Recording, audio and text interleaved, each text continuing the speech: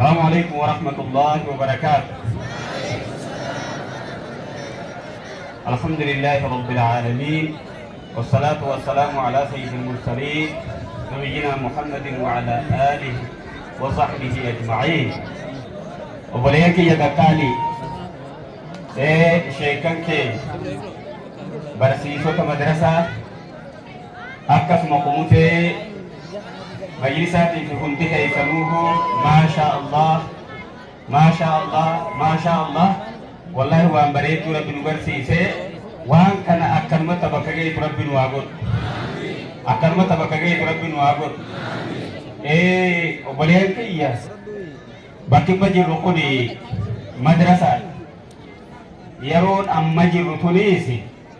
yeroo ka dur nuti barannuu saniin waan kana hubatuun barbaachisaa ita sirriitiin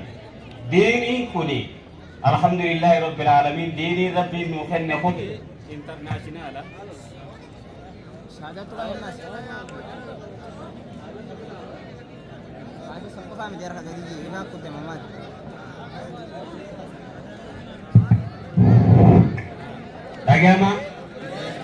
Dagama Masya Allah dini rabbi nu khanna kuni dini internasional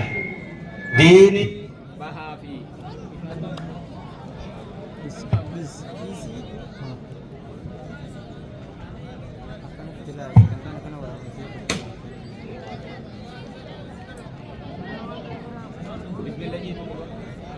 Bismillah gitu dia. Bismillah gitu dia.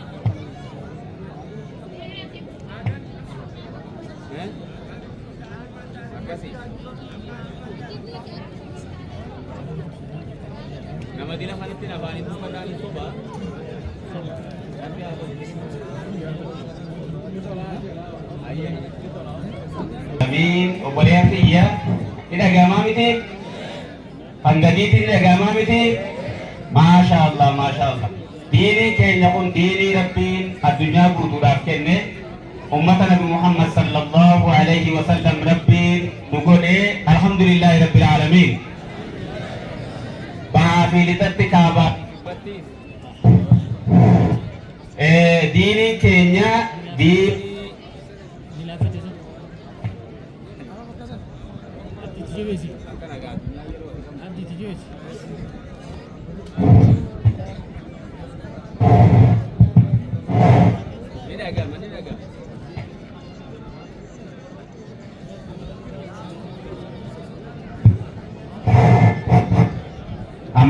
Amadu fe bakka Isa Masya Allah Masya Allah umati miti bakari fannetana rabbiin khawalgayi kanaan balleeysa tokkummaa kanaan balleeysa juu rabbiin irraa balleeysu akkuma shahidi keenya reefuun tana jee Sheekh Mahamad Arroolee wallahi na keessa dubbate waan sani reesizimiidhaan namni deemu reesizim jechuun anuma qofaatiitu nama caalaa nu malee namni biraa namaa miti gosa keenya caalaa maal keenya maaree keenya caalaa kuni abbaan eenyu Yahuda warri waan akkana haasa'u karaa Yahudaa san deemu warra Nabi Muhammad sallallahu alaihi wasallam ergamaa ta'uu nabiyyi rabbii ta'uu quudhuu fi dideessanii jechuudha. Akkasuma kun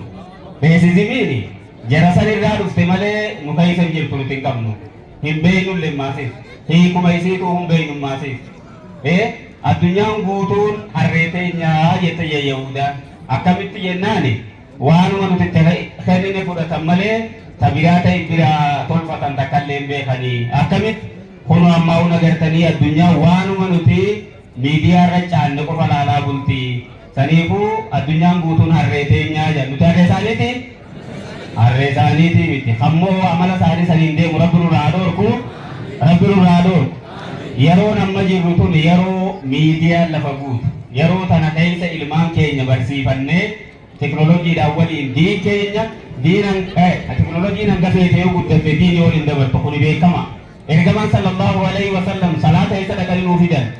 samii torbanii ol dhaqanii nuu fidan akkasii miti nabiyyallaahi Suleymaan alayhi salaam nageenyi isarratti haa jiraatu maal godhee ture laa qilleensuma deemu kana rabbiin maal godhee tiraanspoortiidhaaf akkatti fayyadamu addunyaa kana bakka fedhe kadhaku yeroo gabaabduutti gatti fayyadamu godhe addunyaan ammallee qilleensa qofaan deemuu hin geenye jechuudha waan biraa tolchitee deemaa jirti kaniifuu diin keenya akkanattidhaan madrasaa waliin wal qabsiifnee barnoota idileedhaatii fi barnoota diinis akkasitti waliin qabnee akka deemnu sheeyni keenya maashaa Allah wallaahi waan kana jalaa dhaabbatuu qabanii yaadni kun bakka gahuu qaba sheeyxaanni immoo kana keessa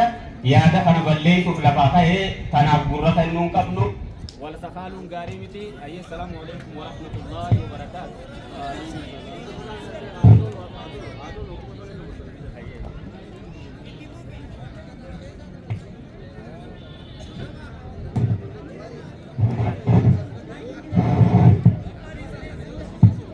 tole jirabba humaati bitanaacha qalbii tabinaati addunyaan silaas wal makaa beeytu lamaan wal makamaa deemti muslimi lamaanu kaytume beeka humaati bit kan yaada nu gufachiituu fidees kan nu tafaaluu barbaadees waan nuti deebinuuf irraa ittooda nu deebisu koleentiyya mee qabaadha badhaamisa qabaadha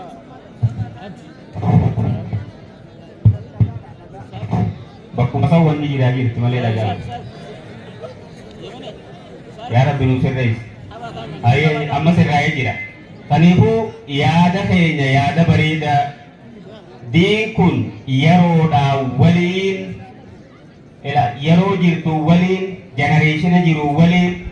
ilmaan yerootii waliin kan deemuu danda'u ta'uu barbaachisa jechuudha namni durii fi namni maantanaa tokkoo miti diin ammoo isuma dursan ta'uu qabu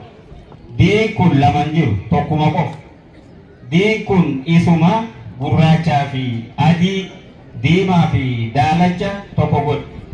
isuma Bilaal ibn Rabaah odoo Qureeshiin as teessuu muazzina godhe san ergamaan sallallahu alayhi wa sallam firasaa warra isa bira jiru namoota gosasaa kan isa jala deemuu jiru keessa Bilaal isa gabrummaadhaan gabroomee ture fuudhee muazzin godhuu jechuun maal jechuudha diin kun tokkuma jechuudha namni diimaa gurraacha adii daalacha kun jiraachuun maal nu barsiisa tokkummaa rabbii nu barsiisa dandeettii rabbii nu barsiisa kaniifuu namni gurraattomeedhaaf nama kaan irraa addan ta'u bakka biraatii dhufeedhaaf eessa dhaqeedhaaf diin kana jijjiirratu hin ta'u walumaa galattuu jechuudha yeroo waliin deemuu danda'uu keenya madrasaa kanaan barbaachisu obbolee kiyya dhageessanii miti naam yeroo amma jirru kana keessa tafsiiraas barachaa baayoloojiitti aansinee barachaa deebinee fiqii barannee keemistiriitti aansaa deebinee maasees ji'oogiraafii barannee tawhiida barachaa siiraa barachaa akkasi wal keessa finnee yuunivarsiitii seennee eebbifamnee diin keenya tajaajiluu qabna malee akka dursanii deemna yoo jenne ta'u diin ammoo isuma sani malee kabiraan jiru jechuudha obbolee kiyya kaniifuu madrasaa keenya isaa guddifannu barnoota diin keenyaati isaa jabeessinu barnoota ammayyaatis maal goonee qabuu qabna jechuudha wal biratti qabannee lamaanuu jabeessinee diiniin kaddamuudhaaf fuulduratti deemuu qabna abbaan fedhe yoo dhufee waan hin taane haasawa isaan dhageenyu kananatti wal taanaa miti maasha Allah warra waan eegaltan tana bakkaan ga'u rabbi isin haa godhu sheeka keenyaas umrii isaanii rabbi nu haa dheeressu sheekan keenya kabiraatiis akkanumatti waan bareedduudhaan kaasu nuugaan rabbi nu haa godhu nama sheekan moo sakaaluu barbaadu rabbi isaa sakaal sheeka bira jiraattanii moo sirritti eeguu barbaachisa jechuudha obboleen kiyya maaliif ilmi namaa kun waliin jiraata malee kophaatti hin jiraatu jechuudha sheeka tuquun nu tuquudha si tuquun na tuquudha na tuquun si tuquu ta'uu beekuu qabna jechuudha obboleen kiyya kaniifuu warra waan dhageen fayyadamu rabbi nu haa godhu وصلى الله على نبينا محمد وعلى آله وصحبه أجمعين السلام عليكم ورحمة الله وبركاته